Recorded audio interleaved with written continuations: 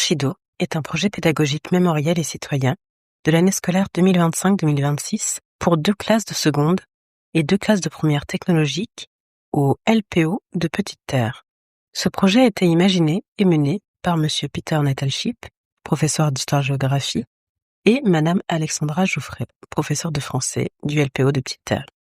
L'objectif, documenter à travers la parole de lycéens un épisode marquant collectif.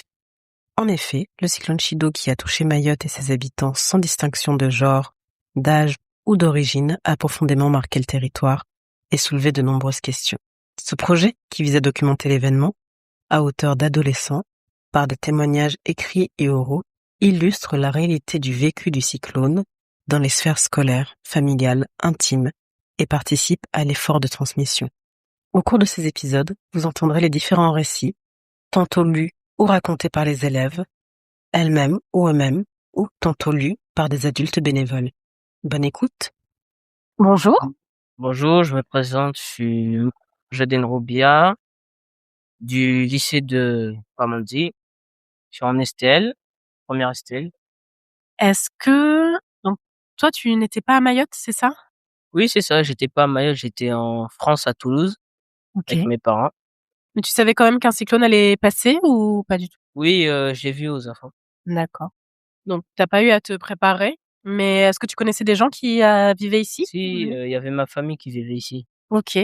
Et du coup, est-ce que tu peux nous raconter ton souvenir de ce moment ou bien lire, ce que tu as fait en classe? D'accord. Le cyclone Chido a provoqué beaucoup de dégâts. Il n'était pas présent au moment du cyclone. Je n'étais pas présent au moment du cyclone. Je suis arrivé environ 3 semaines plus tard, mais les traces étaient encore visibles. Mais en arrivant, j'ai été choqué. Beaucoup de maisons étaient détruites ou abîmées. La nature avait aussi beaucoup souffert. Des arbres étaient cassés ou arrachés. Même si je n'étais pas, même si je n'ai pas vécu le cyclone, j'ai imaginé ce que les habitants ont ressenti. La peur, les rafales de vent, les torrents de pluie. Malgré tout, j'ai vu de la solidarité entre les habitants en qui s'entraidaient pour avancer.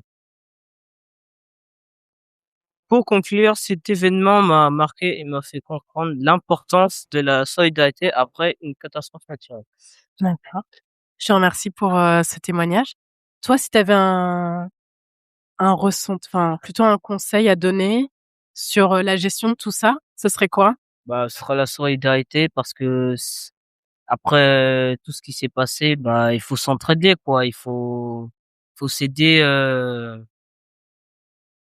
entre voisins, entre amis. D'accord.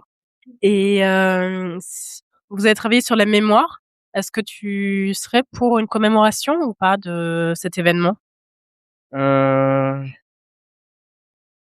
je dirais que, je dirais que c'était compliqué, surtout pour nous parce qu'on était en France et qu'ici on était stressés pour que si notre famille ici ils étaient blessés Mmh. ou pire encore, c'était vraiment le stress total, quoi.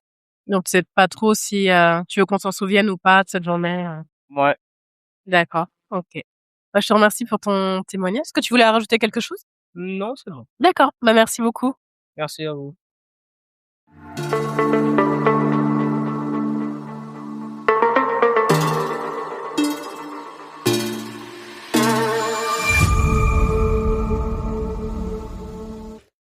Vous venez d'écouter un nouvel épisode de la Bibliothèque des Mémoires consacré au projet Monchido.